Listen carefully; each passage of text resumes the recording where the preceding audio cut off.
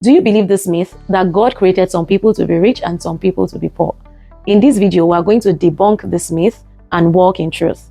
But ensure to watch till the end because that's where the old juice is. I don't know about you, but for years, I grew up in an environment where I believed this dangerous myth. So ever since I was young, I've always dreamt of being successful and wealthy, and I could not accept anything less.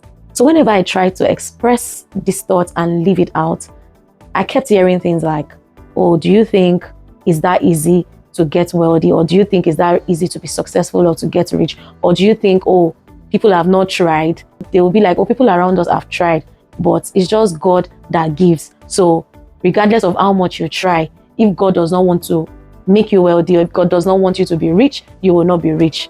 So the kind of knowledge that they downloaded to me was, regardless of how much you try, if God says you're going to be poor for the rest of your life, you're going to be poor. And if God says you're going to be rich, you're going to be rich. So it has nothing to do with you. It has more to do with God. And that thing stuck with me for a very long time. So as a young child, I had a very strong spirit of discernment.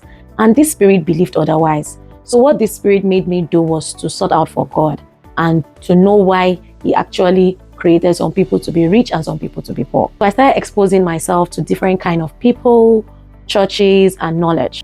So this exposure helped me to gather enough evidence, which made me realize that what I was told is a myth. So you might want to ask, how did you come to this realization? Good question, and I'm here to answer. So what I discovered was, I saw some really wealthy people and I saw their lifestyle. I saw that they don't really reverence God like that.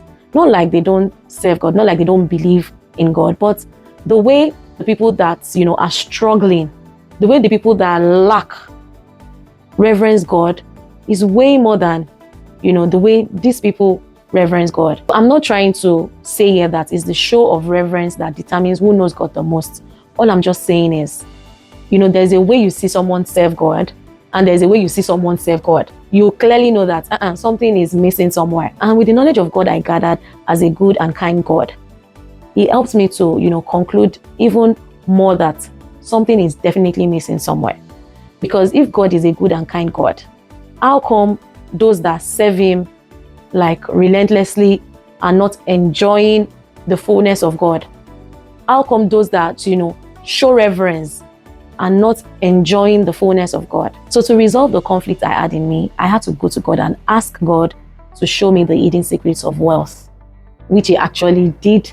And I have published, by the way, if you are not aware, it's now a full-blown book titled The Hidden Secrets of Wealth. So you might want to get a copy for yourself and discover the discoveries or uncover the discoveries in that book about wealth. So what this book did for me was to draw me even more closer to God. And He helped me to start reading my Bible.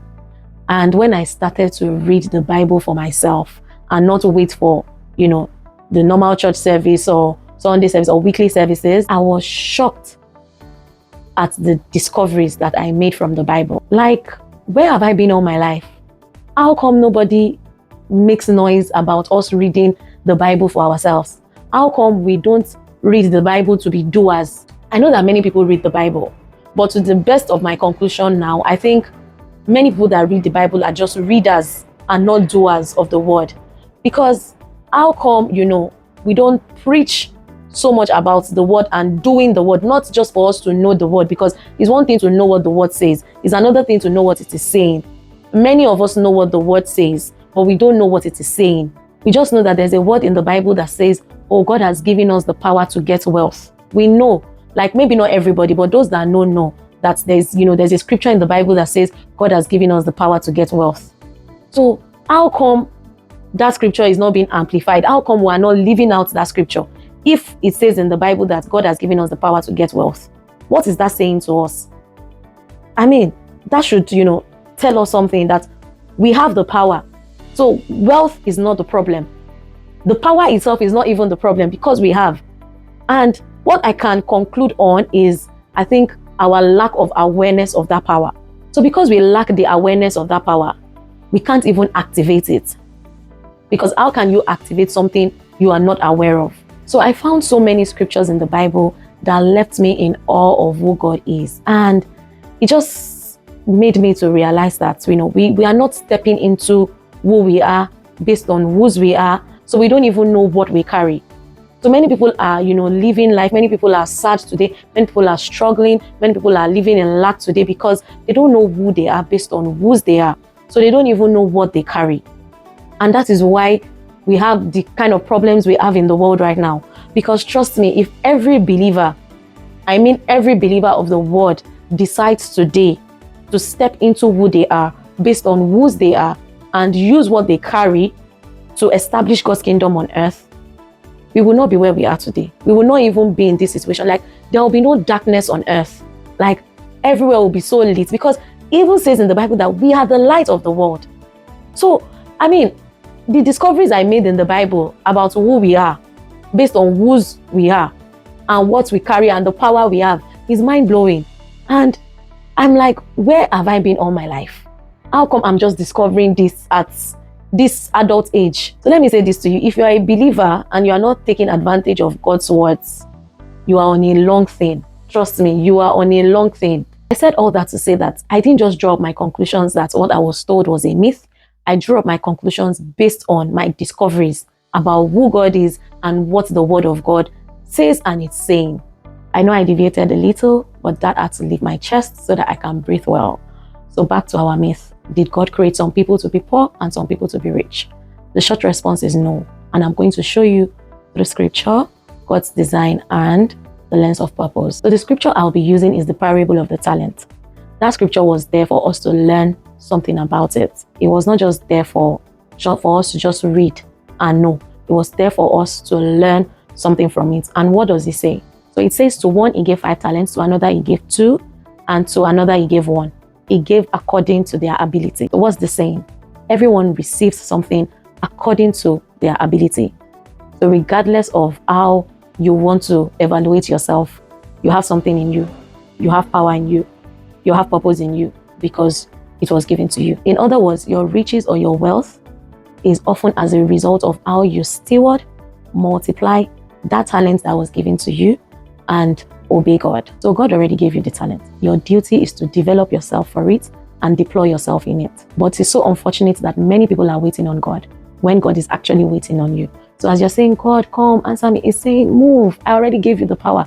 Go, you can do this. But you can't hear God because you are so caught up with the issues and the pressures of life. So the next thing we're going to be looking at is God's design. I hope you know poverty is not part of God's design, but it exists because of the fall in the beginning, and I'll explain. So let's do a throwback to the Garden of Eden. There was no lack. It was full of abundance until the serpent convinced Eve to eat from the fruit God forbid them to eat from. And that was how sin entered the world. That was how sin entered the group chat. And that sin brought all kinds of things, poverty inclusive. And that's why we have the poor amongst us, because no matter how much abundance there is, there will always be some people that will always focus on lack. So does this mean poverty is God's design? Of course not. It's just the reality of a fall that happened in the beginning.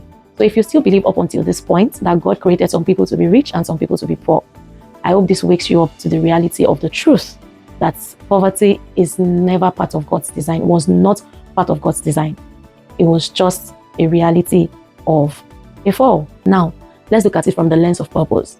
God uses both the rich and the poor for his glory. He used different people in the Bible at different times for different purposes. This is to show us that he created everyone with value, potential, and purpose. So what we do with the value, potential, and purpose, and how we are able to align it with his will now determine the outcome each and every one will have.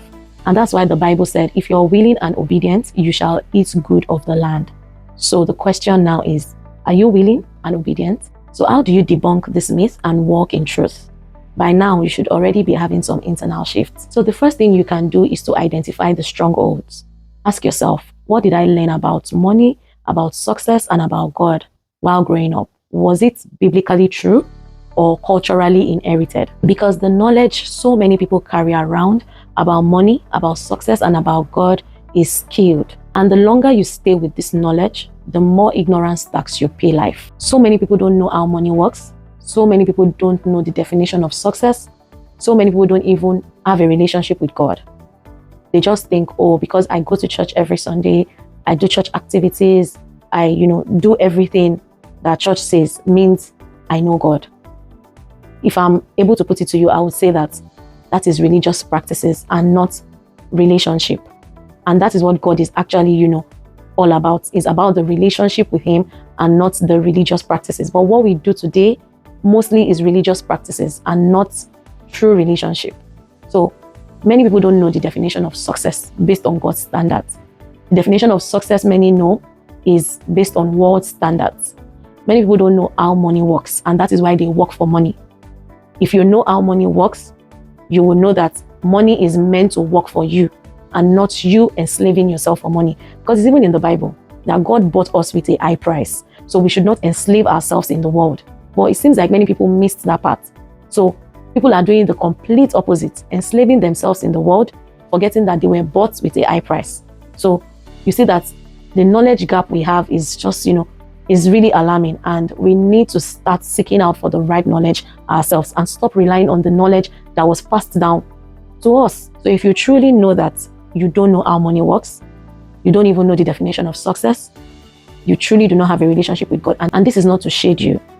This is just to call you out of darkness into light. So the second thing you can do is to study what God actually says about wealth. God does not celebrate laziness or call poverty spiritual. He created us to steward, multiply, and advance His kingdom on earth through our purpose. And to the best of my knowledge, the best vehicle you can use to create wealth up until now is purpose. That is what guarantees your success based on God's standards and not the world's template. Because when you discover the purpose for your life, you develop yourself for that purpose and deploy yourself in that purpose, that means you are successful according to God's standards. And aside that, living in purpose or living on purpose brings peace and clarity to your life. It just makes things easy for you. So the third thing you can do is to start acting like someone trusted with wealth. This is the juicy part I said in the beginning. Wealth does not start in your bank account or in your wallet. It starts in your mindset. So stop waiting for the money to show up in your bank account. Stop waiting for you to see the wealth. Rather, start acting and feeling like someone that is truly wealthy, because you are truly wealthy regardless of the money, regardless of the things or the physical wealth. Like I said, wealth is not something that starts in your wallet or in the bank account. You are an abundant being because you are made in the image of God. So by nature, you are wealthy. Because it's not seen yet, or it's not physical in your bank account, or it's not physical in your wallet, does not mean that you are not. So what you can do for yourself is to start acting as such and start feeling as such. So you organize your space, you change your mindset, prepare your message as someone that is already living in the overflow. And I don't mean you should start chasing riches or start to live a flamboyant lifestyle. All I'm saying is to start rejecting lack as your identity and start stepping into your true identity, which is abundance. I hope this video helps you to stop letting false beliefs and myths keep you small and hinder you from stepping into who you truly are and maxing out your potential on earth. If you found this video helpful, kindly give it a thumbs up, share with another intentional soul, subscribe for more on purpose, wealth, and intentional living. And don't forget to stay intentional with your actions, and I'll see you in the next video.